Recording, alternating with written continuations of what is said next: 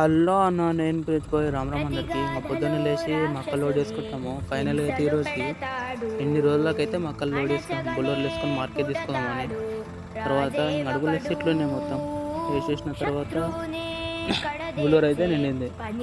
నిండిన తర్వాత ఏం చేసామంటే ఇంటికి పోయినాం. నా ఇంట్లో వస్తున్న వీళ్ళు ఉన్నారు కదా, వీళ్ళు మక్కలు నింపడానికి వచ్చారు. ఫైనల్గా అయితే మార్కెట్ కాడికి వచ్చి అన్లోడ్ చేస్తున్నారు మక్కలు మొత్తం అన్లోడ్ చేసిన తర్వాత ఇంకో ఇట్లున్నాయి. అక్కడ కింద చెత్త అనిపిస్తుంది అండి, అది వేసి సైడ్కి వేసేయాలి. వేసేసిన తర్వాత ఇంత మొత్తానికైతే మన మక్కలు అన్లోడ్ అయింది. మార్కెట్లోకి అయితే వచ్చినాం. రేటు టెండర్ వేస్తారు అన్నమాట. 11-12 వరకు టెండర్ వేస్తారు. ఆ టెండర్ వేసినప్పుడు ఎంత వరకు రేట్ చూసి అప్పుడు తర్వాత సాయంత్రం 4 అయితే 30 వరకు మూడు అన్లోడ్ చేసిన చెప్పిస్తాను.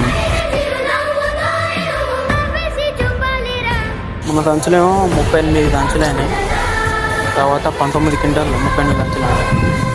రేట్ ఏమో 1745 రూపాయలు అయింది. మొత్తం సంచులు ఏమంటారు, మొత్తం మక్కలు కలిపేసి 33,226 రూపాయలు వచ్చింది. అట్లా ఇంకా మైనస్ ఎంత వేస్తారో ఇది కూడా క్యాష్ ఇంకా చేతికి రాలేవు.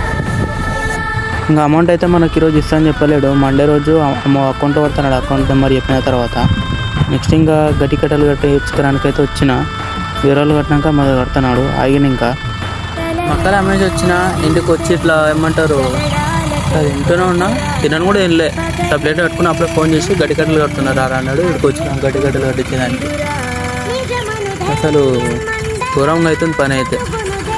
ఇంకా ఇక్కడ గడ్డి కట్టలు కట్టిస్తున్నాడు నాకు అనేది అన్న. కొంచెం ముందు ఉన్నట్ట కట్టేసి నెక్స్ట్ మాది కట్టని చెప్పింది.